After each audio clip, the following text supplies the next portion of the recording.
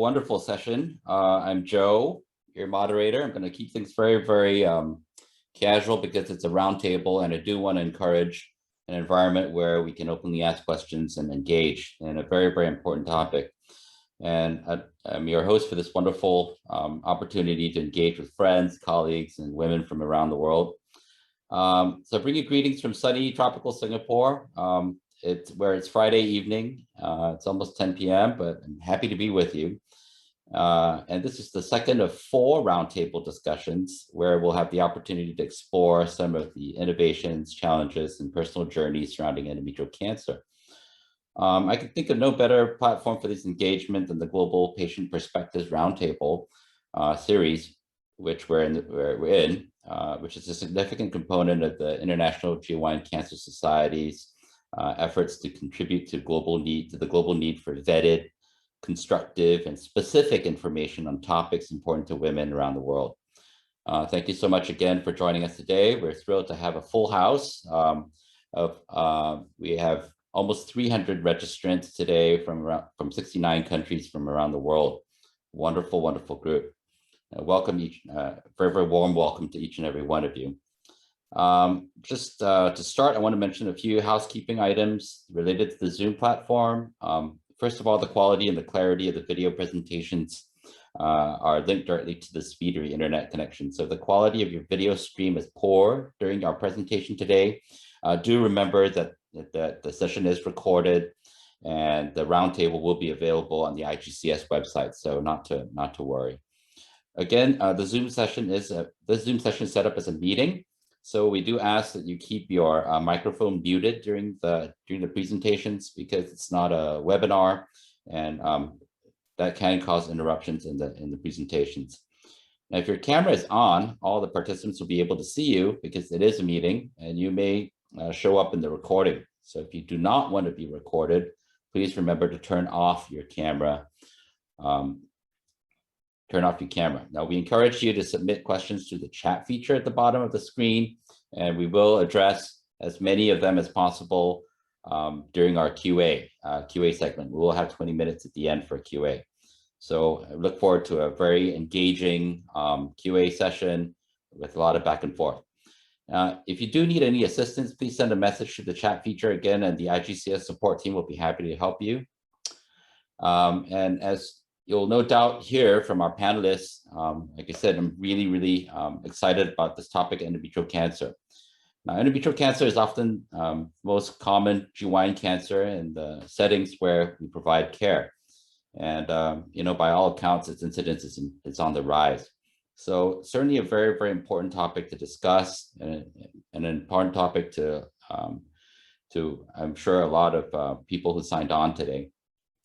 Endometrial cancer does represent some unique challenges in the way we care for women who come to us for help and advice with this diagnosis. At least for me, most of the women who come to me with endometrial cancer are active, productive members of society. They're engaged in their careers and their families. So for me, the challenge has always been how to treat the disease without compromising all that each woman is to her colleagues, neighbors, friends, and family. So in other words, how do I keep the treatment from being worse than the disease? That's always a challenge for me. We have the opportunity to hear from a breadth and depth of expertise today. So we're joined by Alex, who is a radiation oncologist from the United Kingdom, Anne, who's a GYN cancer nurse consultant from Australia, Brian, a GYN oncologist from Florida, Lucy, who is a GYN oncologist from Canada, and last and most importantly, Martha, who is a patient ambassador and an endometrial cancer survivor herself, who joins us from the United States. So I'd like to thank the panelists and each and every one of you for tuning in today, for your time and your engagement. And without further ado, I'd like to pass the baton out to my colleague and friend, Brian. I know we have quite a few questions on endometrial management, endometrial cancer in low resource settings. And Dicey's just reminded me that one of our roundtables is on access to healthcare in low resource settings. So if we don't get to those questions in this session, please be sure to tune into that roundtable. I think, right, Brian, you've got your presentation up. Thank you very much. It's really an honor and a privilege for me to be invited by the IGCS to be a part of this session. I'm a gynecologic oncologist in South Florida. Equally importantly, I consider myself a clinical trialist, really focusing on the treatment of endometrial cancers. In that capacity, I work for the GOG Foundation, or I consult with the GOG Foundation. I'm the clinical trial advisor for their uterine cancer portfolio, which I'm going to go through, and it's really exciting how we're focusing more and more research on endometrial cancer. And I'm really thrilled to be a part of, IGCS has an annual meeting. I'm going to be one of the co-chairs of the IGCS meeting in New York in 2022. It's probably the next time we all get together face to face. And I could promise you that we're going to have a large patient advocacy and patient education component of that. So more information to come on that, but I'm really thrilled to be part of this organization. So thank you for inviting me. Here are my disclosures. It's important to note that if you do a lot of, and I see the lines on my screen, I'm not sure if they're on yours as well, but we'll get through it. It's important to note that if you're really involved with clinical research, we really have to partner with pharma, and I do, and it's all transparent, and I'm just listing that here. I do want to give a particular shout out to GSK, who's sponsoring this event. So as mentioned, and I have a lot of slides. I'm going to go through it relatively quickly. We're always available to answer more and more questions, but I think there's some important points that I do want to cover. Gynecologic cancers is the most common cancer in the United States, 65,000 new cases. Fortunately, it's mostly diagnosed in the early stage, 73% at stage 1 disease. And most of those patients don't need additional adjuvant therapy. And there'll be more on that later on when we talk about radiation. Early stage disease has an excellent survival. I want to focus on here that gynecologic cancers, unlike some of the, endometrial cancer, unlike some of the other cancers that we treat, it really affects all women of all walks of life. The rich, the poor, white, blacks, Hispanics, all different races. And what we're learning more and more is that we really need to focus on these disparities because different racial and ethnic backgrounds actually present differently with endometrial cancer. And while we're not there yet, but eventually we're probably going to treat some of these patients differently with giving them the optimal treatment based not only the disease stage, but their background as well, which is really something that's exciting for us. There's two types of endometrial cancer, and we'll talk more of this as we go on. Type 1 is a typical estrogen-driven, for lack of a better way of describing it, this affects the, obese women, hypertensive women, women with diabetes, because those states lead to high estrogen states, and estrogen stimulates the lining of the uterus, the endometrium, to grow, and in some cases grow into cancers. The type 2 have more of a greater risk factor, more likelihood of risk of recurrence. And in these types, we're learning more and more that Black women have more aggressive cancers than other races. So we really need to differentiate the different disparities in the different racial cultures in order to come up with the best treatment options. I went through this estrogen-driven type 1 and ovulation. Tamoxifen, I don't want women who are on tamoxifen to get scared. The benefits outweigh the risks. But we do monitor women who are on tamoxifen a little bit more closely because they can have an increased risk of endometrial cancer as well. Increasing age is a risk, as well as there's some genetic syndromes which increase one's risk of endometrial cancer. And I'd encourage you all to talk to your physicians about that. The treatment is primary surgical, a hysterectomy. More and more we're doing this in a minimally invasive fashion, either laparoscopic or robotically. I'm happy to say that most of these women now are being done minimally invasive, and the difference really is tremendous. Less blood loss, less operative complications, less pain. Women leave the hospital the same day or the next day, and oftentimes they're taking either Tylenol or Motrin as opposed to high-dose pain medicines, which has its own series of complications. That was my introduction to endometrial cancer, and almost halfway through my talk, one of the things that I'm really passionate about, and one of the things that I think we're really making some strides in, is in those subgroup of patients that are at risk of recurrence, are at risk of dying from their disease. What can we do better? It's a tremendous unmet need. What can we do better to really treat these patients, these women, so they could live longer, so they have another Christmas or Thanksgiving with their family, so families can enjoy their grandmothers or their aunts or their mothers more. That's important. And in coming up with these treatment options, we need to come up with not only effective treatments, but we also need to come up with those that maintain a quality of life, because no one wants to be lying in their bed, sick, nauseous, not fatigued, not feeling well. And that's a focus. It's really neat that that's a focus of our research as well. This one slide goes through the standard of what we've always done, chemotherapy, the standard chemotherapy regimen. And I know we're talking to a diverse group here. A lot of people here are very well educated and a lot of aren't, so I'm trying to just make it as simple as possible. But I don't want to miss any points as well. The most standard regimen is carboplatin and paclitaxel as a first-line therapy. And this has been shown over a series of studies led by the GOG, the Gynecologic Oncology Group. And again, that's the group that that's really changing the standard of care, at least here in the United States. And we could see that the regimen of carboplatin and paclitaxel has a survival of 38 months. I'm sorry, 32 months, and just as good as the previous regimen. But this was what I was alluding to earlier. It's less toxic. And not only do we get the efficacy from this regimen, but it's less toxic than the previous regimens that we were using. On the right, it's sort of introducing the role of immunotherapy, and I'll talk more about this as we go on in later slides. What people don't remember, or people that we really don't take advantage as much is similar to breast cancer.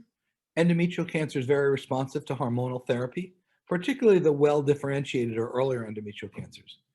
This slide, again, a lot of this is a little bit too technical, but this slide is here to highlight that we do have several hormonal treatments that we're using, that we're excited about. And when talking to your doctor about different treatment options, the role of hormonal therapy should come up as well. Now this is really neat. Of all the cancers that we treat in gynecology, and really of most cancers that we're treating, most solid tumors that we're treating, more than other diseases, endometrial cancer has really, we've really been able to divide this disease in 4 separate subtypes on a molecular basis. We used to design diseases primarily based on histology and stage, but now we've broken it down into different mutations that are driving these tumors. In particular, and I'll go through, some of these mutations are what we call hot tumors, or are more amenable or more responsive to immunotherapy. And those we're going to be, as I show you, we're just really giving single agent immunotherapy with low side effects and getting good responses. Others aren't as amenable to being treated with immunotherapy alone, but we're figuring out, and we call those cold tumors, we're figuring out ways to turn those cold tumors hot, which is really neat and really, cutting edge when we're talking about treatment options. One of the targeted therapies that we're using, this is an area that I've had a lot of interest in, a subtype called uterine serous cancers. We've learned that not only chemotherapy, but adding a breast cancer drug, trastuzumab, or as we know it as Herceptin, adding that in those patients that overexpress HER2 help women live longer. That's the whole goal, help women live longer with less side effects. So just recently, the group at Hopkins and Yale, good friends of mine, have been able to incorporate this into the standard of care. Here's an area that I've been very passionate about. This slide's not well labeled, but something called mTOR inhibitors. They go after the nutritional components of a cancer cell. Everolimus is an mTOR inhibitor. What we did is we combined this with letrozole. This is work that I did with our really great IGCS president, Rob Coleman. We've combined mTOR inhibitors with letrozole, and we compared that to hormonal therapy. And in different studies, we sort of did what we call a cross-trial comparison with chemotherapy. This is in women who never received chemotherapy. It's a relatively well-tolerated therapy. We had similar response rates to chemo. And look at this, a 7-month longer PFS. So it's too premature to say this should be a first-line therapy, but it's safe to say that it should be further investigated. And we're working on studies for that as well. CDK4/6 inhibitors. I'm a big believer of not reinventing the wheel. CDK4/6 inhibitors are another breast cancer drug that we're using. And what we've done is, this is a study presented by our friends across the pond, Mirza Mansour, who's a good friend at, representing NGOT. They looked at this CDK4/6 inhibitor versus hormonal therapy alone, and they also found that disease stays away longer. This is brand new. This was just presented in November. I talked about this earlier. I want to respect the time. Hot tumors, cold tumors, based on the different mutations in the cell. We've done immunotherapy studies looking at these. This is a sort of a summary. There's a couple of these studies that I want to highlight. This is in a group of patients that are MSI high or hot tumors, treated with immunotherapy alone, 57% response rate. Remember what I said about chemotherapy, about 51, 53%, 57% in a select group of women with endometrial cancer. Joe, I promise I'll be done soon. I know you want to keep us on time. This is a study done by, this is a GSK study. So again, I want to shout out to our sponsor here, but I'm presenting everything in a fair and balanced way. DMMR, this is another hot tumor, 44% response rate. When we looked at the cold tumors with immunotherapy alone, only 13%, knowing that we needed to do better there. And this is what we did to turn cold tumors hot. This is some work done at our Sloan Kettering and our friend Vicki Maker. She combined pembrolizumab immunotherapy with sort of another targeted therapy, compared that to chemotherapy alone. And this is really neat. This is the first time we found an overall survival benefit in giving non-chemotherapy versus chemotherapy. Really neat stuff. This was just hot off the presses again. This was just presented at the SGO meeting in March. But this is changing the standard of care of what we're doing. Last couple of slides, best way to predict the future is to create the future. I'm a big believer in research. This is back from Abraham Lincoln said that. Series of studies we're doing, chemotherapy with immunotherapy. Our friend in St. Louis, Matt Powell, is leading the study, as well as Mirza Mansour across the pond. Here's the study design, but again, I don't want to get too technical. We're actually combining it. The next generation of the study is combining with a PARP inhibitor as well. You may remember that from ovarian cancer. I want to mention, they asked me to talk about COVID a little bit. Cancer didn't stop for COVID. This is our accrual of this study. This is called the Ruby trial. And look at these months. This is all through COVID. We were actually ahead of our projected accrual. The GOG had about a 50% increase in accrual over COVID. So, put your head together, work as a team, and we were able to overcome the limitations that COVID had. Other studies, here's another immunotherapy with chemotherapy, and I'm just going to go through this quickly. We're looking in an earlier stage, chemotherapy with immunotherapy. This is just, I'm the national PI, principal investigator of this study we're doing with Merck. Chemotherapy versus Pembro, it's a common theme. I talked about lenvatinib Pembro in the recurrent setting. We're actually doing this in the first line setting now against carboplatin and paclitaxel. We may be able to get rid of chemotherapy for the treatment of endometrial cancer, something that we've been working on for really my whole career, and that would be really neat if we can do that.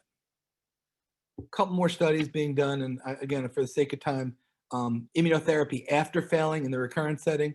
We're working with a company called Insight on that. And finally, a study that we're doing with Genentech, immunotherapy in combination with other agents, biomarker-driven study. We're not giving the same drugs to everyone.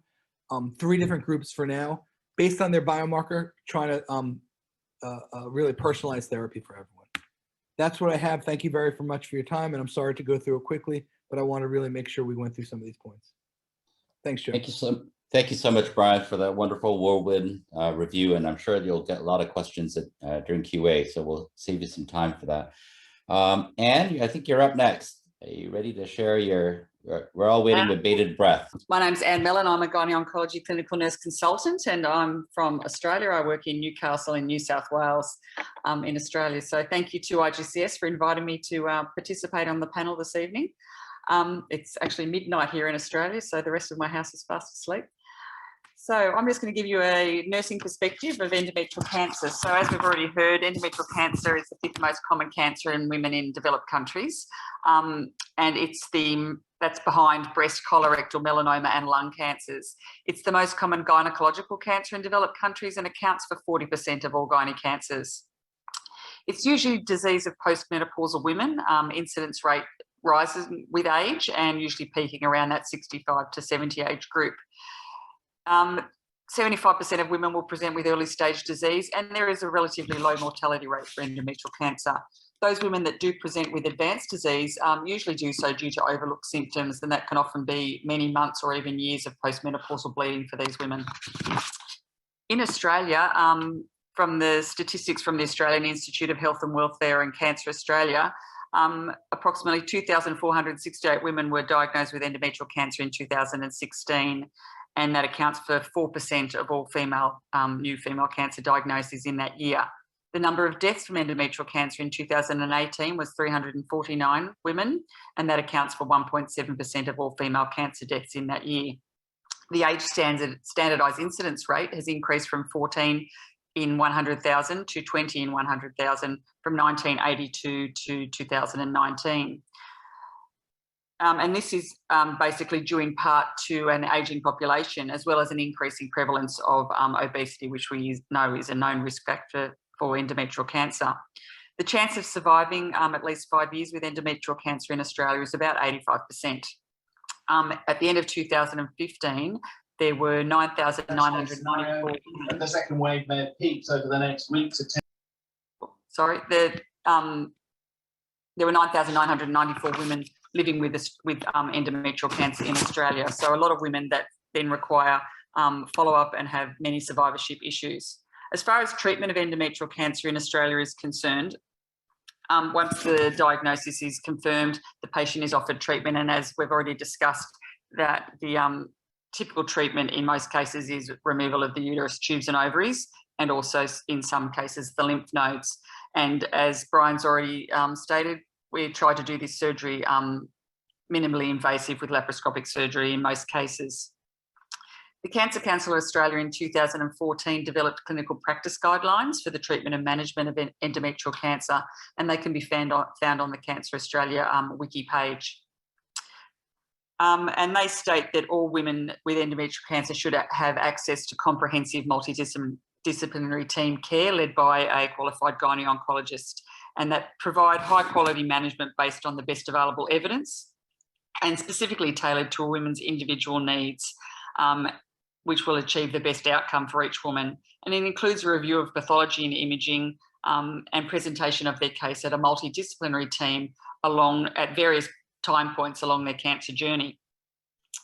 EverQ, which is a free resource of evidence-based consensus guidelines for treatment protocols and information that can be used at the point of care, has been developed by the Cancer Institute of New South Wales, and they have also developed a endometrial cancer referring to genetics guideline, which basically outlines which women fall into certain categories that would warrant them a referral to a clinical genetic service or a familial cancer service, such as that MMR deficient tumours, women with pathogenic variant in the family, certain individual characteristics or family history of cancer. Optimal care pathways have been developed by Cancer Council Victoria and are endorsed by the National Cancer Expert Reference Group in Australia, Cancer Australia and Cancer Council Australia. And they're basically the clinical guidelines for health professionals that set out key principles for optimal care at each step of the patient journey, from prevention through to survivorship and end-of-life care. The optimal care pathways are designed to promote a full understanding of the patient journey in order to foster quality cancer care from the point of diagnosis.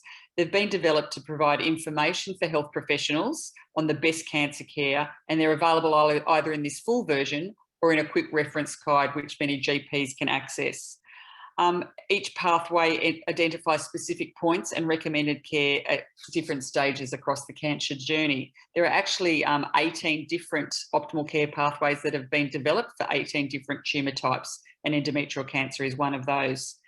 The pathways the steps that they look at in each of these optimal care pathways are prevention and early detection, presentation, initial investigations and referral, diagnosis, assessment and treatment planning, treatment, care after initial treatment and recovery, managing recurrent or progressive disease, and end-of-life care.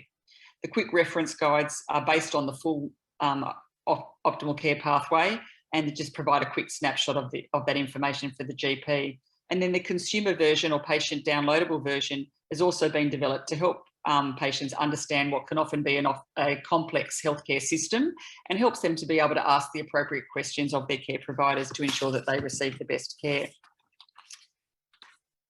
As we've already said, 85% 5-year survival rate for endometrial cancer. But despite this, women may experience many physical, emotional, psychosocial and practical effects from both their diagnosis and their treatment. And late effects can occur many months or years after treatment, and are dependent on the type of treatment the woman may have undergone, whether it's surgery, radiotherapy, chemotherapy, or combination, all of them. As we know, obesity is a risk factor for endometrial cancer, but it's also the major cause of morbidity and mortality after treatment. Recurrence of endometrial cancer, 70% will occur and women will present with vaginal bleeding and pain.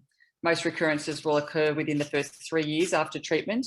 Recurrence in the low risk group is usually less than 5% and it mainly occurs in the vaginal vault, where a distant recurrence is usually more apparent in high risk groups. So with the large number of survivors, there are many follow-up and survivorship issues that these women have for them. Follow-up for this is basically for early detection of recurrence, and it's usually frequent in the first couple of years, every 3 to 6 months, and then it spaces out to annually up to 5-year mark. Follow-up is undertaken to the surveillance of recurrence, to identify, monitor and manage treatment-related side effects and their comorbidities. We also look at screening for other cancers. If women have undergone radiotherapy, they may be at risk of either a bladder or colorectal cancer, and they also need to be encouraged to have their other regular screenings such as mammograms. Loss of fertility can be an issue in younger women, and menopausal symptoms, if it's surgically induced for those women who aren't postmenopausal, can be quite severe, more severe than in normal menopause. That should be pain, not pale, sorry about that. And that can be associated with both treatment effect or also signs of recurrence. Women can experience fatigue, as well as quite high levels of distress, anxiety and depression, and fear of recurrence is a major issue. Depression and anxiety need to be assessed using a validated tool, and then if services are available, to be able to refer those patients on for psychosocial support. Lymphedema may be another issue that women face, and again, they need education in regards to the signs of lymphedema and assessment and referral on. Impaired cognitive functioning may be something that women experience post-chemotherapy. They may also have a decline in their mobility and physical function following treatment, and physiotherapists and occupational therapists can assist with this. Healthy living is really a major part of the follow-up and survivorship, and it's really the role of the health professional to actively promote prevention strategies and encourage healthy lifestyle with realistic goals such as healthy weight, regular exercise, quitting smoking, and limiting alcohol intake. There also are specific survivorship issues for patients who've undergone radiotherapy, such as sexual intimacy, changes and dysfunction, urinary dysfunction, bowel dysfunction and symptoms. All of these need to be appropriately assessed, and there are different methods for treatment. With the sexual intimacy changes, such as vaginal dryness and vaginal stenosis, the introduction of vaginal dilators can be used. Chemotherapy also has some specific survivorship issues, such as peripheral neuropathy. And again, as I talked about, 20 to 30% of women may experience impaired cognitive function during or after chemotherapy, and that can impact on their memory, their word finding, learning, and multitasking. Here in Newcastle, I undertake a nurse-led follow-up clinic, a follow-up for endometrial low-risk cancer patient, and that includes the patients with a 1A low-grade diagnosis who have undergone surgery only as their treatment. During this clinic, this occurs once a week, and I've been undertaking this clinic for almost 8 years now. And during this clinic, I take a history, assess for pain, bleeding, or any changes in bladder or bowel, physical examination, including abdominal and groin examination, as well as vaginal and speculum examination. We talk about the effects of treatment, the management of comorbidities, which in this group may include cardiovascular disease, diabetes, and obesity. And we have a big focus on secondary prevention and that healthy lifestyle. We talk about psychosocial care, and we have allied health support within that clinic, the psychologists who can support our patients. By me undertaking this nurse-led clinic, it takes some pressure off the consultants for them to be able to focus on the more complex patients as well as the new patients, and also provides the women with a holistic and continuity of care with myself in the advanced practice role. And finally, Cancer Australia in 2020 have now developed a follow-up guideline for women with low-risk endometrial cancer, for some of these women to be referred back to their general practitioner for continued follow-up. And this is based on the model that I undertake in my nurse-led clinic. And that's just a picture of where I live in sunny Newcastle. And just love to say that nurses can certainly have a huge impact on the lives of women with endometrial cancer through both education and support. Thank you. Thank you so much, Anne. I totally agree. I don't think our patients would do half as well without our nurses. So again, the success of every cancer service depends on wonderful nursing support. And it's a team effort, right? So Absolutely. on the subject of team efforts, we're going to jump to another member of the team. Alex, would you take it from here? No, thank you for asking me to participate today. I'm a radiation oncologist and a clinical oncologist based at the Royal Marsden Hospital in London. So this is a specific cancer centre established in 1851. And we were asked really to give a bit of an overview today of also the setup. So we cover a population of about 2 million in our area and sort of focus as a centre for the surrounding 7 hospitals.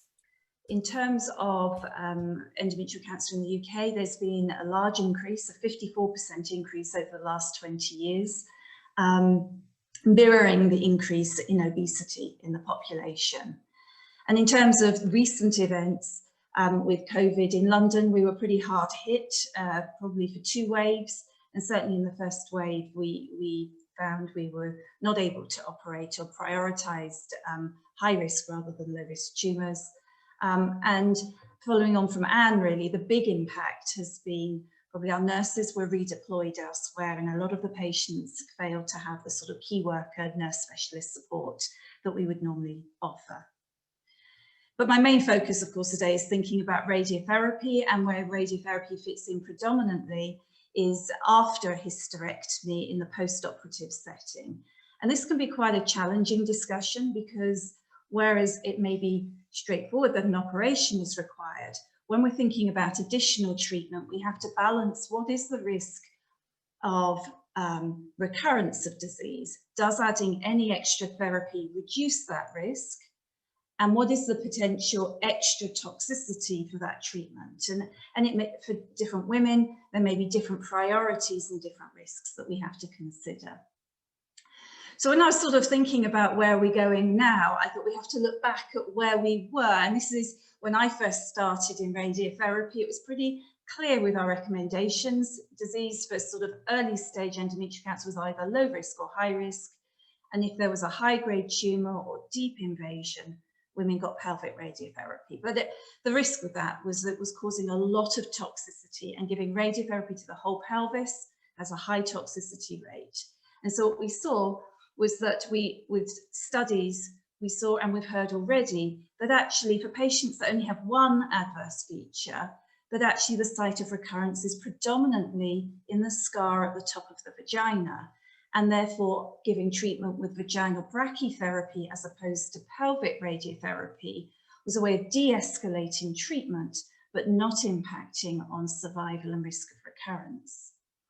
And in terms of brachytherapy, just to give an overview of what it involves, it's a way that we can deliver radiotherapy treatment directly to the top of the vagina. We place a tube into the vagina, and then attach a wire, so a radioactive pellet sits at the top of the vagina for a few minutes and comes back out.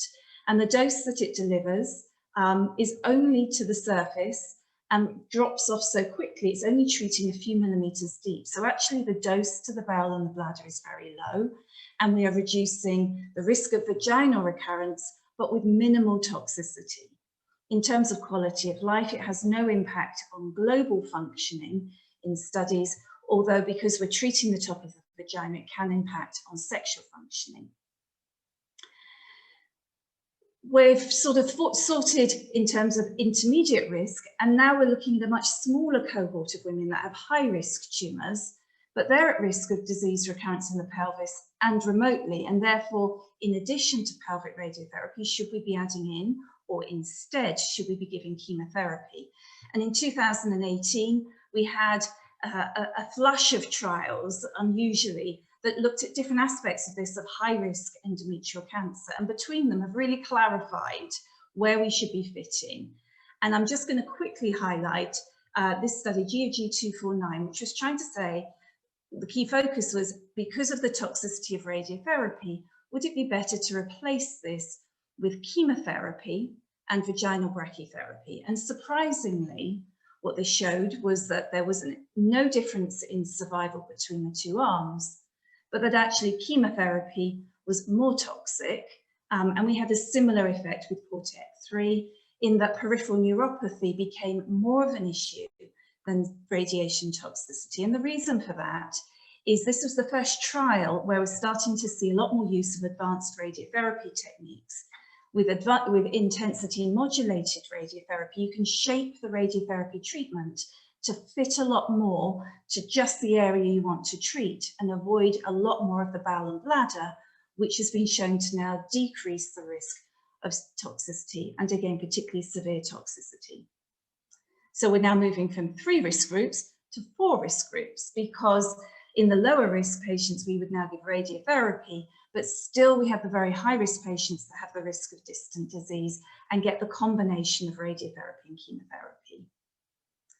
Now, those 4 groups up to now have always been based traditionally on histopathology, so the histology, the grade, the stage of tumour.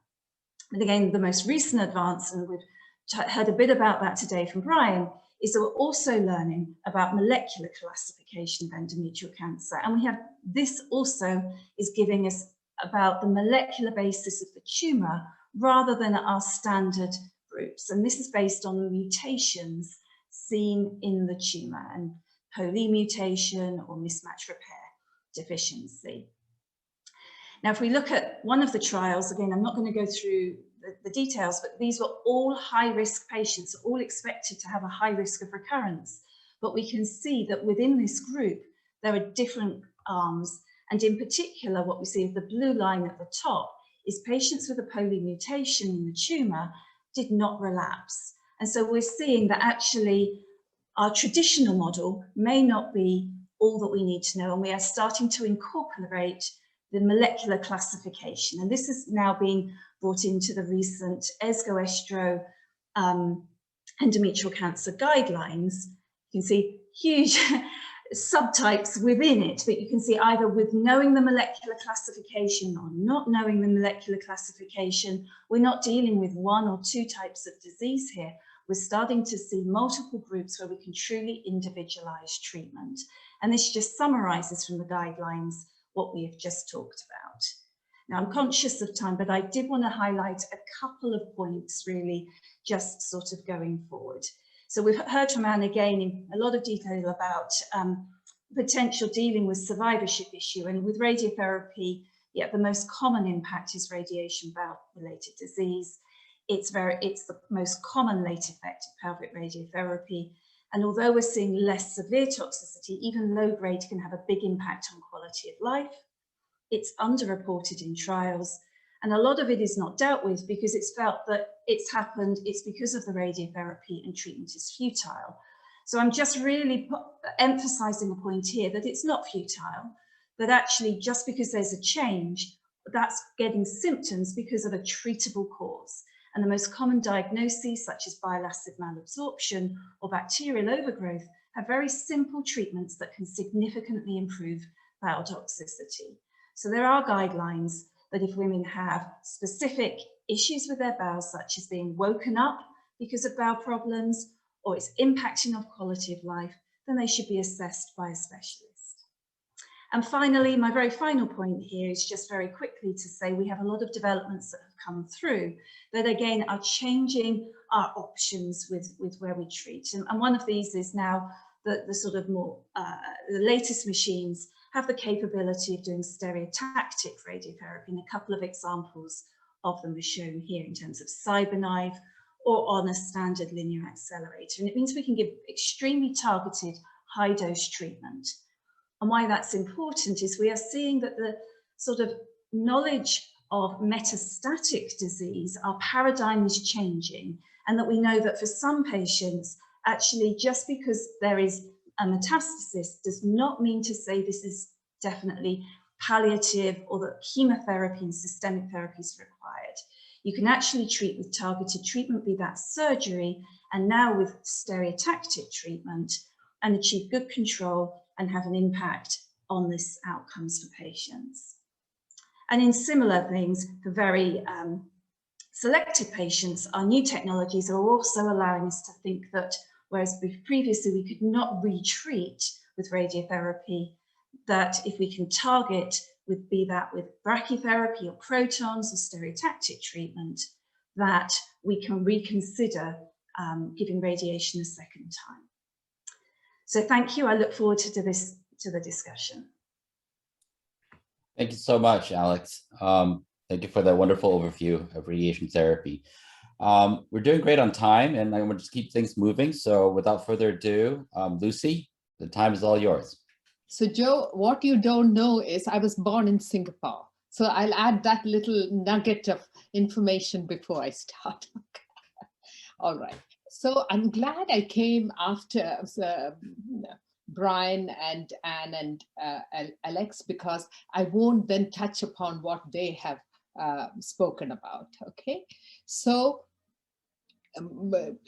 as Alex said, the incidence is increasing actually throughout the world because of life expectancy and obesity and so on and so forth. And again, my colleagues who spoke before said most of the deaths are preventable. So what I will concentrate on is what can we as women do, and what can we ask and expect of our healthcare providers.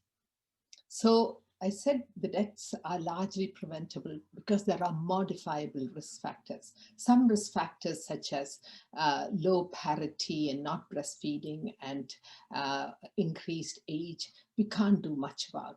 But I would like to emphasize that a huge influence of increase in the endometrial cancer rates is increase in weight. And as an aside, I would say that 40% of all cancers, some of the more vicious cancers, gallbladder cancer, stomach cancer, are also related to weight. And endometrial cancer, it's 7 times higher if you're overweight. And this is from an Indian who loves carbohydrates. There's nothing magical about losing weight. It really, weight to a large extent is driven by a carbohydrate intake and not really by fat. So I'd be quite happy to answer this question during the question and answer time. And something else that is quite modifiable is exercise and physical activity. Across almost all cancer types, it reduces the risk, not first of incident disease and then a risk of recurrence. And in particularly in endometrial cancer, there's a 20% lower risk if you are active. Now, so in terms of preventing death, and I think my colleagues before emphasized it, and I'm going to emphasize it again, early detection, early detection. Number 1, early detection. Number 2, early detection. Number 3, early detection. And it breaks my heart when I have women come along and they're 60 or 58 and they have been bleeding or spotting, very little spotting for over a year and a half. And they think they are on their periods. And really the average age of menopause and I don't think affluence has changed this in any way, is about 48 to 52. So if you stop bleeding and then bleed again, or you're older and you're bleeding, please do not dismiss this as the menopause. Please report it. And I say this to my colleagues, gynae colleagues, general practitioner colleagues. I do a lot of this in CME events, that do not dismiss this when somebody reports this. And the gold standard is a tissue biopsy. We have women coming on to our tumor board and they've had an MRI done for bleeding before they've had a tissue biopsy. And imaging is only an adjunct to help you. And please don't forget that there is the most dangerous type of endometrial cancer, high-grade serous endometrial cancer, arises from a background of atrophic endometrium. So it is a tissue biopsy that we would recommend. So this was said, mainstay of treatment is surgery for almost all stages. Some of my surgical colleagues for gastric cancer and so on and so forth, once it's metastatic, surgery really has no role at all. But in endometrial cancer, it continues to have a role even in advanced stages, simply because for what we call palliative surgery to improve quality of life, because you don't want the lump sitting there and bleeding and causing a smell. So we do not heroic surgery, but do offer surgery in all stages. Now, in the recurrent setting, Brian spoke about this, and I'll touch upon it. What can you offer in the recurrent setting? And what I use in practice is, what has the patient already had? Is the patient platinum resistant? What are the hormonal receptor status? And increasingly, what is what we call MMR status? And this is, I have 2 slides on this. We have a lot of patients who are on clinical trials, and now I'm very pleased that we have this, we can provide this as standard of care in the recurrent setting. The combination of pembrolizumab and lenvatinib in recurrent endometrial cancer, if they have failed chemotherapy in the past. And it's for some of the bad types like high-grade serous also it works. The slide on the side is across tissue types, it works. But the problem is it's a fairly toxic regimen, and almost 67% of patients experience stage grade 3 and 4 AEs. And what we do is try and mitigate this because it is effective. But my all-time favorite really is dostarlimab in the recurrent setting, but it's effective in the MMR deficient patient, and it's the largest. It is perhaps the publications show that it is the regimen that has the largest number of patients with MMR deficiency. And what I like about this is this last bullet point. The grade 3 and 4 toxicity is actually less than 10%. And I think Joe said this first, and Anne said it, and Alex said it, and Brian said it. There is no point prolonging poor quality life. You want people to have a good quality life, and this achieves that. So one of the, and I'm going to stop shortly, one of the things about this immune therapies is it's unlike chemotherapy. It is not immunosuppression, but literally if you use immunotherapy, you can get a hyperactive immune reaction, and it can be life-threatening. It's not a walk in the park once you set this off. And once you set it off, just withholding with chemotherapy, you hold back the chemotherapy and people get better. Once you set off a cascade, it may not get better. So delayed immune-related reactions can occur. And the way we control them is really educate the patients, ask them to report it, educate your team, and almost the moment they get a side effect, treat it as a potential immune-related AE. And I'm going to stop there now, because I would like to have time for questions. Thank you. Thank you so much, Lucy, for that very, very concise presentation and overview. And last, and like I said, I promised not least, and in fact, most importantly, we have Martha, who's going to share with us her personal story, because again, this is what we're all here about, right? Again, to rally around the women that have the diagnosis of endometrial cancer. So without further ado, Martha, please. Thank you all so much. It's such a privilege and a blessing to be here, to be able to share with you guys, with everyone. I feel like Lucy and Anne, I felt y'all are all talking about me, all right? And this is just so amazing. my personal story. And I promise you, I can talk about anything with anybody, but some stuff is just, it's hard to tell because I wouldn't want to hurt you. But here we go.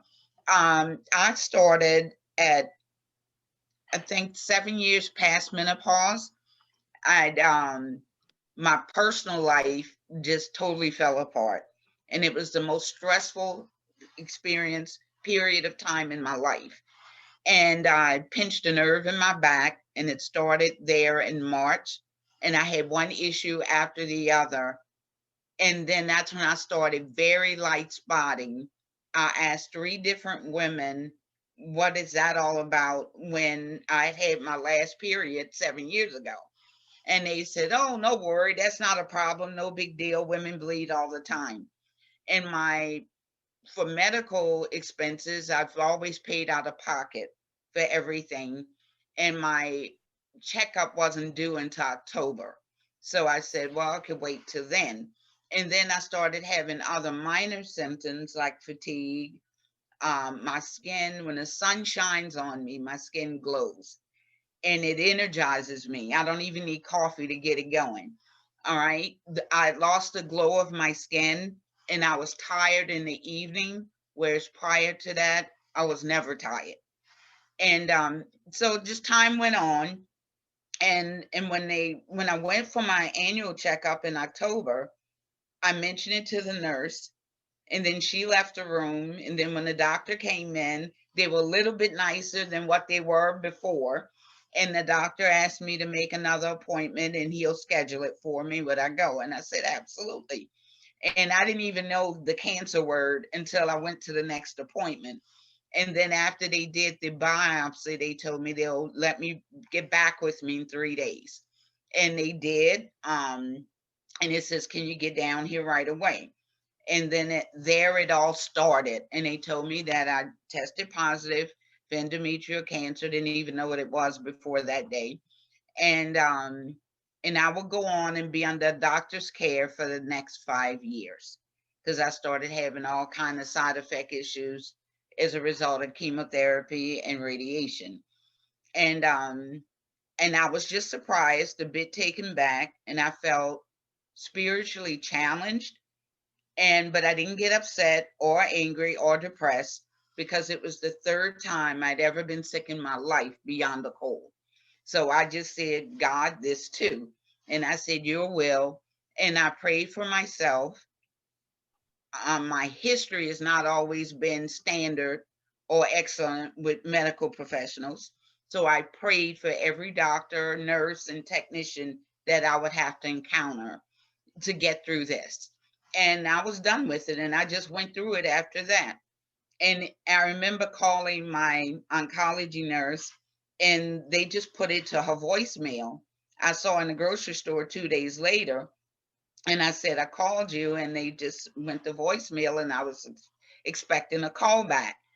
And she says, oh, I'm sorry, I've been off, and she gave me her personal cell phone number.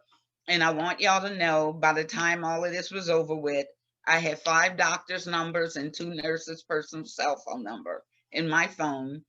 And I reevaluated my life for the stress that I was under at the time all of this occurred. And I thought, okay, I just really went through everything all over again. And then because of disabilities from the treatments, I had to give birth to myself again in a whole new life. And I did that. And I enjoy my life. I'm not letting the neuropathy, the bowel issues and bladder issues, and none of that stop me. And I enjoy myself tremendously. I deal with the reality of it. And I'm like, okay, what can I do from here? And it's great. And I'm enjoying my life wonderfully. And I thank God all the time for all of it. And the people that I've met, other patients, they will forever be in my love. And the healthcare team, I mean, it was so they'd start laughing when I walk in the room. And it was just a great relationship. And I'm very, very grateful for it. And I'm from when I was a Girl Scout leader years ago. I used to always tell my troop, let's leave it better than we found it. And the fact that my situation could have been avoided, I like doing community relations, community service stuff to keep anybody from going through what I went through when you don't have to go there. And so I was just wondering, um, and about community relations and educating the community. How could we do that as a group? And one issue that didn't come up today was diet. I've heard two polarizing things about diet, not in reference to just being overweight. And then I was overweight by choice, but that's another story. But I am losing weight. I eat my 6 raw fruits and vegetables every day. And that's pretty much the diet I've been on. And I'm good and I'm fine. And I'm very, very grateful. And I got to see my granddaughter made 6 years old. And I had never known either one of my grandparents were gone by the time I was 4 years old. Never knew one. Died when my dad was a kid. And my maternal grandmother died when I was almost 4 years old. So I had a really, really moment when my granddaughter reached the age I was when I lost my grandmother. And thank y'all so much. And on this slide are the lessons that I've learned in life that allows me to be who I am and feel the way I feel. And I promise you, I wouldn't trade how I feel for all the money in the world. And on this slide are the things that I've learned in life kind of on my own. Only one I learned from somebody else, number 8. And the rest I've learned on my own from getting knocked down and getting up again. All right. And so, and that God is real. The God of Abraham, Isaac, and Jacob is my God too. The Bible is relevant and alive, written for us as if written this morning. Love is real. That's the lie of the world, that love is not real. Love comes from God and is returned to God. Love refines us for God. Ooh, typo. We are not the object of love. God is. We are created for God, all of us. We all have a gift to offer the world. We are called to serve. Life is about service. Life is about relationship with God, relationship with Jesus, and relationship with each other. Being still, quiet, at least 30 minutes each day. And work, play, and rest, pleasure, beauty, and laughs should be incorporated in all 3. And that's my sustaining point. And I'm just very excited and I'm just so grateful. And thank y'all so much for the work that you do. And just, I'm all for building the quality of everybody's lives. And I know that if it doesn't work for you, it doesn't work for me either. And I do what I can for anybody I can do anything for. And I keep going to bed at night. And besides, I sleep 9 to 10 hours a night too. That's different. And but I'm good. Thank y'all very, very much. And it's a privilege to be here and it's a privilege to serve. Thank you so much, Martha, for sharing. It's truly inspirational to always hear from our patient advocates. And again, I'd like to plug our patient advocates and our patient advocate network. I will put a slide up at the end of the discussion, but I'd like to jump straight into our moderated panel discussion. Some of you have posted your questions ahead of time and some of you have posted them on the chat. And we thank you so much for all your questions. We do want to keep your questions coming. Now, so Martha mentioned something about food, and I just want to pose this question to both Anne and Martha. There was a question about food and health resources for vegetarians going through treatment. Anne, do you want to weigh in on how you counsel patients who are vegetarians who may have questions about diet? And Martha, we'd like to hear your thoughts as well. I just went through an interview. I paid $100 to hear this guy talk about diet and how cancer, because of our processed diet, how cancer numbers had gone up. But I've had in now times, doctors say what you eat doesn't matter. So I still hear the polarization on it. But I'm thinking I don't have anything to lose. I have everything to gain, and I need to lose a few pounds. So I'm I'm not a vegetarian, but I do eat my 5 to 6 raw fruits and vegetables a day. Anne, Yeah, I how was do you just going to counsel say, patients? it's just about counselling patients about just eating a healthy, balanced diet. You know, eating all the food groups, eating those, you know, fresh, healthy greens and things like Martha was talking about as well, and seeking a dietitian support if you can to help you. For obviously, weight loss is a big issue for women with endometrial cancer, and a lot of them have, you know, no inkling that their disease is related to their weight and obesity. So educating them in that respect about healthy diet and lifestyle, not only for them, but also for their family, because often when they do come in, they bring their daughters or their mothers who are, you know, a similar size, who they don't really have had appropriate education in regarding to diet and lifestyle. So that's really important about just instilling that message about trying to keep a healthy diet as much as possible. Absolutely. I just want to echo that as well. Yeah, which is why we actually have a metabolic service at our cancer institute where all our endometrial cancer patients are referred to. It's important part of survivorship and as well as patient education. I have a question for Brian here. Brian, I think there's a question here about, there are two related questions about high-grade serous and UPSC, which is uterine papillary carcinoma. Are these the same diagnosis? Are they treated the same way? And what would be the optimal management of a stage 3B endometrial cancer?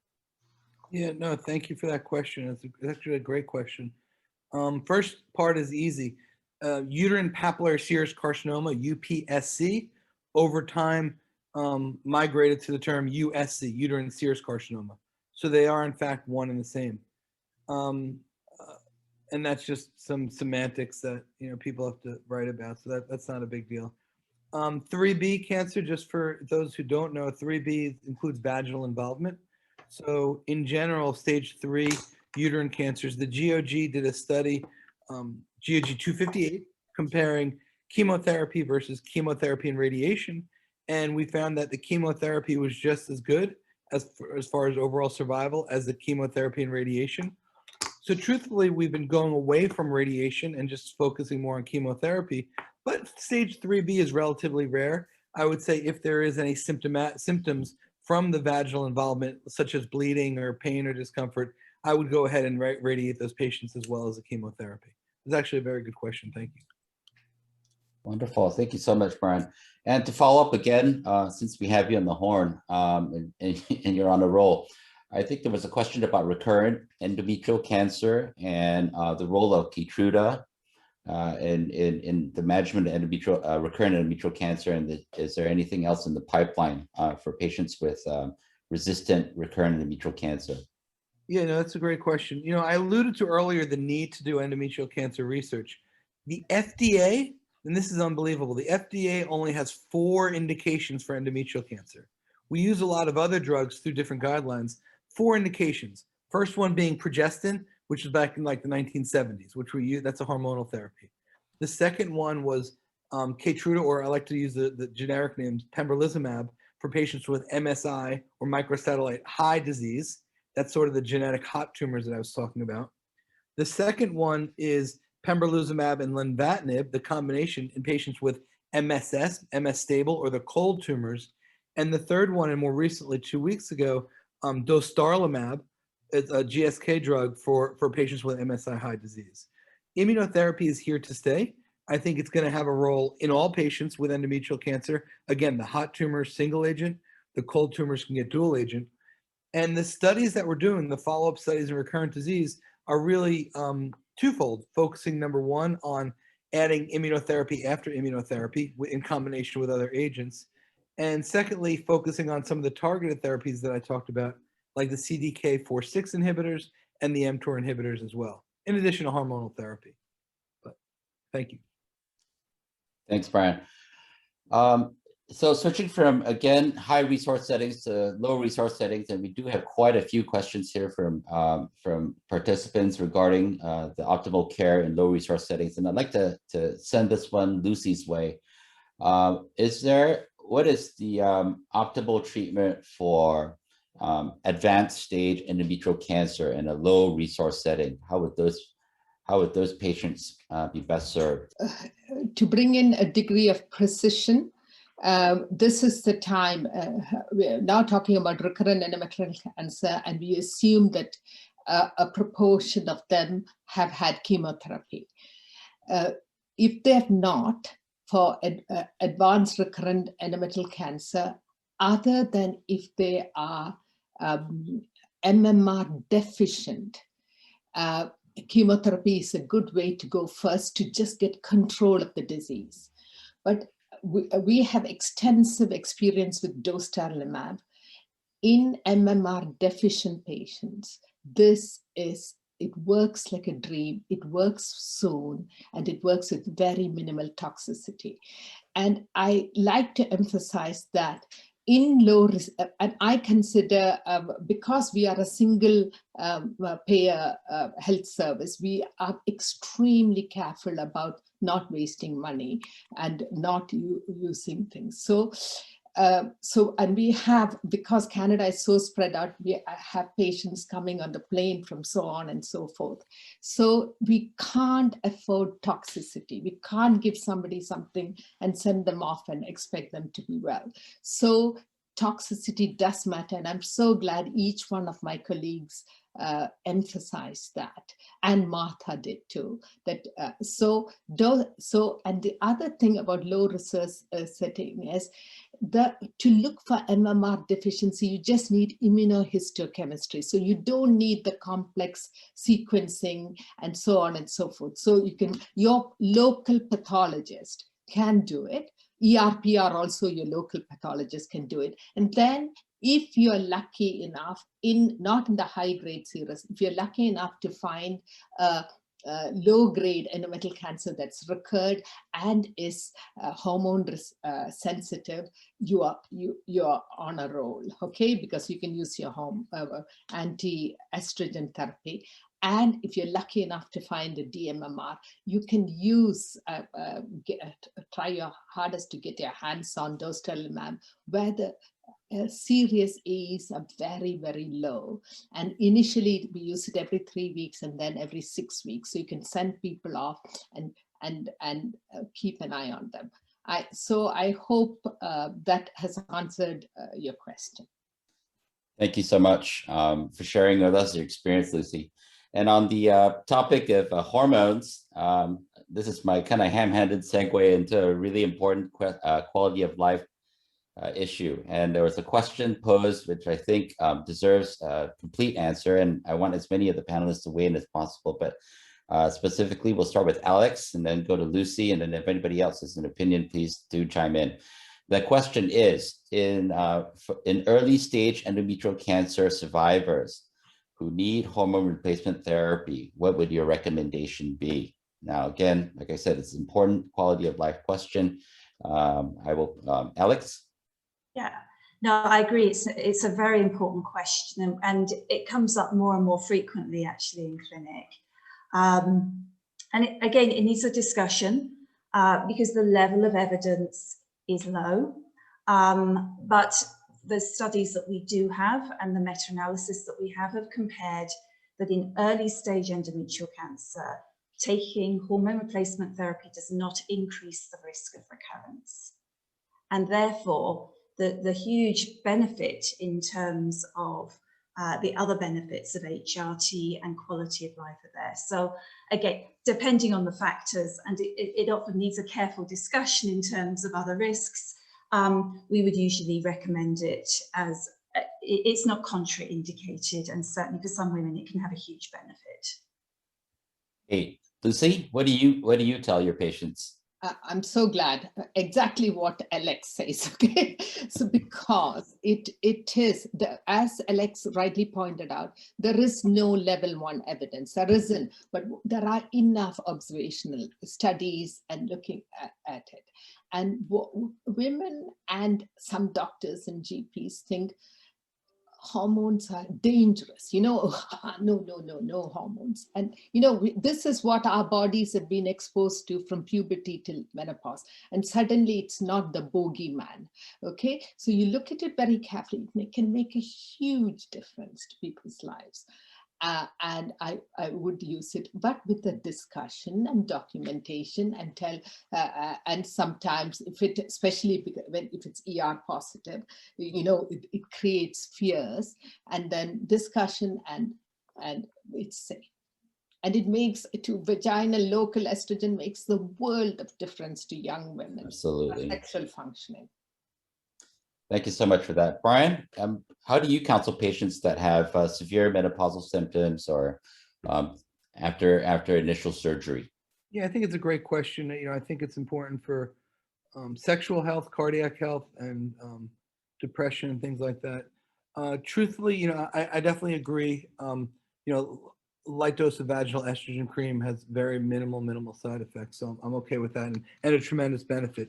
Other menopausal symptoms, you know, I like to try non-hormonal remedies first. You know, Effexor is pretty good for some of the hot flash symptoms. You know, bisphosphonates is good for some of the bone thinning symptoms. Making sure the women are in good cardiac health and things like that. In the failure of using non-hormonal regimens, then I would consider hormonal therapies. There's a lot of prospective studies actually showing that it is safe. You know, I don't like it. I'll be honest. I don't like it. Estrogen is a fuel for these cancers. So, I mean, that's the bottom line, but I'm willing to do it. You know, it's important. We alluded to this earlier. Endometrial cancer is more than just a disease of the lining of the uterus. Endometrial cancer is a systemic disease. You know, I think it's okay to give, you know, if there's an obese woman who loses a lot of weight, sure, give her estrogen. It's probably less estrogen than it was from the adipose or the fat cells in the body. You know, weight loss, management of diabetes, things like that are all good ways to prevent recurrence of disease. Absolutely.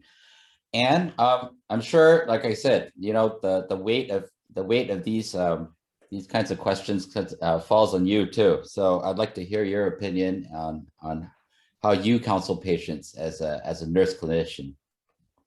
Yeah, certainly. I think I tend to focus a lot on the quality of life and the effects that, you know, not having hormones can have an impact on them, you know, whether it be sexually or other menopausal symptoms is really quite a major factor that actually plays up into whether they're prescribed HRT or not. And I think it's one of the big questions that we do get often from GPs who, you know, as soon as they hear the word endometrial cancer, I know you can't have HRT. And it's a question that patients come back to us with saying, well, my GP said I'm not allowed to have it because I have an endometrial cancer diagnosis. So really talking to them about weighing the benefits up of, you know, dealing with the symptoms and having a good quality of life versus that low risk of having their cancer recurrence. So I think it's really important to have that full discussion with them. Great. Martha, I have a specific question here for you. There was a question about advocacy. How is advocacy organized among African Americans? And probably something, I think that the question was posed by somebody from Africa. And I think they'd like to hear a little bit about patient advocacy initiatives. Okay, sure. I'm a part of UCANA, and we do research and education for African American women with endometrial cancer. And so we have a website. Feel free to check it out. And we talk to each other, lift each other up. You know, like I knew nothing about endometrial cancer before I was diagnosed with it. And now, you know, I could share it and talk about it. And they said it occurs in 1 in every 47 women. Personally, I've never met another woman, African American or otherwise, that was comfortable even talking about endometrial cancer until I got into the, you know, cancer circle, you know, and but I can talk about it with anybody anywhere, you know, and I give talks in our community about it as well. Thank you so much. And again, like I said, I will be sharing a slide later about our advocacy network and how to get involved. Yeah, so I had a question here for Alex, actually. What do you think? I think there was a question about the optimal treatment for late stage or advanced stage endometrial cancer, stage 4 endometrial cancer. What are your thoughts? I think is it stage 4 in Stage 4 endometrial. So yeah, somebody who has abdominal disease, for example. Yeah. I mean, with someone with advanced disease, I think Brian has already sort of given an overview really of this. I think if there's actual stage 4 disease, again, it's individualized because of her presentation. Someone has stage 4 disease, we would treat first with chemotherapy. Depending on the extent of disease and depending on the response, for some patients, there is potentially a role for surgery if there is a good response. If, again, considering what if all the disease can be removed, there may be a role, and there's increasing evidence for this. So again, it's individualized, but systemic therapy would be treatment of choice. Now, going forward, as I've touched on in terms of molecular classification and the options, that may be changing because for some women it may be endocrine therapy, and for others it may be immunotherapy that we will be using first line in the future. So we'll see. Great. Yeah. So I just didn't mean to put you on the spot there, but you are a clinical oncologist. So Yes. now to something a little more local for you. I think there was a question about treatment of intermediate risk endometrial cancer and what the preferred option would be. Is it radiation? Is it treatment with EBRT, vaginal brachytherapy? And I think we've had some, there's been some back and forth about this. So again, intermediate risk endometrial cancer. Yeah. And I mean, you'll see in my talk, I'm sorry, because I could fill a lot of time talking about what counts as intermediate or high intermediate, and in the new guidelines, the definitions have changed, but primarily intermediate risk are women where there is a risk potentially of local recurrence in the vagina, typically of about 15%, but far less of pelvic or distant disease, which is why the discussion would usually be about vaginal brachytherapy, certainly not external beam radiotherapy. For younger women, then there may be a role for actually not giving any therapy, because age is an independent prognostic factor, and younger women have a lower risk of recurrence in the studies. So that's where we would have the discussion. But the sort of standard treatment at the moment would be brachytherapy, and at the moment the ongoing trial looking at this cohort of patients is the PORTEC-4A study, where the standard arm is brachytherapy, but women otherwise are randomized to treatment as per the molecular classification. Wonderful, thank you so much. So we're running close to the end of the session, and I'd like to wrap things up. And one of the things I'd like to do is to just give each of our panelists a minute or so to kind of share some final thoughts on endometrial cancer, whether it be experience or kind of pearls or gems to take away. So without further ado, maybe I'll start with Martha. Martha, could you give us a quick summation? For me, it's learning how to take the best possible care of yourself. Before I was diagnosed, I'd be rated right under a workaholic, and I never played. It's like you don't get dessert if you don't eat vegetables. I balanced that out in my life. Great. Wonderful. Anne? Thoughts? I was just going to say, I think the most important thing is we need to educate women. We need to educate women about what the risks are, about maintaining healthy lifestyle, and that they know that any bleeding after menopause is not normal, and to go and seek help and to get advice from a GP, and if they're not happy with that advice, to go to someone else until they get the answers that they need, because women are presenting after many months or years of postmenopausal bleeding, and they need to be aware of what the signs are so that we can get them treatment at an early stage. Absolutely, I couldn't agree more. Education is key, it's power. Alex, final thoughts? I think, I've covered a lot, but I just want to, my thoughts are really, this is a really exciting time in terms of managing endometrial cancer. I mean, I look back again 20 years and we've had very few steps forward. And then in the last couple of years, it's transforming in our understanding of the different ways that endometrial cancer is there and how we can have different interventions. And we have treatments that have efficacy. So it's very exciting. Wonderful. Brian, final thoughts? Yeah, no, I think, I love this conference. This is really great. I think a couple of points. Number one, seek out to the providers that are expertise in the field. it's okay to get second opinions, but make sure that it's, purpose of IGCS is really to better educate both providers as well as patients. So really seek out the provider you're most comfortable with. Minimally invasive surgery for stage 1 disease, I think it's important, and it's becoming a more worldwide endeavor. So, seek out someone who does minimally invasive and who's good at it. And then finally, as a clinical trialist, the best way we're going to treat this disease is through clinical research. I could tell you all of our trials, really most of our trials, are being done worldwide. We have a great partnership with our colleagues in Europe. We have great partnerships with Asia, with Brazil, with Canada. And we're continuing to increase our network of research sites. So consider that. I agree, and I think one of the key enablers of clinical research are actually engagement. It's actually engagement with patient advocacy groups again. So again, our patient advocates are, in my experience at least, our patient advocates have been one of the strongest advocates for involvement in clinical trials. This is wonderful. Thank you. Lucy? Martha and Anne stole my thunder. So,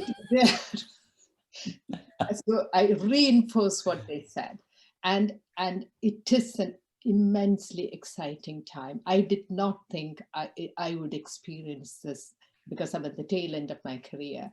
The use of immunotherapy for dMMR tumors, particularly a low toxicity thing like immunotherapy like dostarlimab for that precision. I have women 3.5 years from widely metastatic disease being really very, very well. And I'm so happy it's come at my time, during my time. Wonderful. I'd like to thank our panelists again for their time and their passion and their engagement in this very, very important platform to share, again, validated, accurate and relevant information to our patients and to those who are interested. I'm going to share the slide now again for our advocacy network. And again, I do encourage everybody to be involved. So the IGCS is very, very involved in patient advocacy, and we do have a network. And again, if you are new to advocate networks, I strongly encourage your involvement, because this is the way to connect with, as Martha pointed out, to connect with other people that have been through what you've been through, and to help other people who are going through it. So again, this is an incredibly empowering and powerful endeavor. So again, our patient advocates, I can't sing their praises loud enough or long enough, and there's enough time on this session certainly to do that. And with that, I'd like to bring our session to an end. I'd like to thank our sponsor again, GSK, without which this session would not be possible. Now, again, this is only the second out of 4 patient advocate roundtables. So I do encourage you to check the IGCS website for details of upcoming roundtables. And again, thank you very much for everybody's involvement and engagement. I wish everybody a wonderful weekend ahead. Thank you very much, everybody.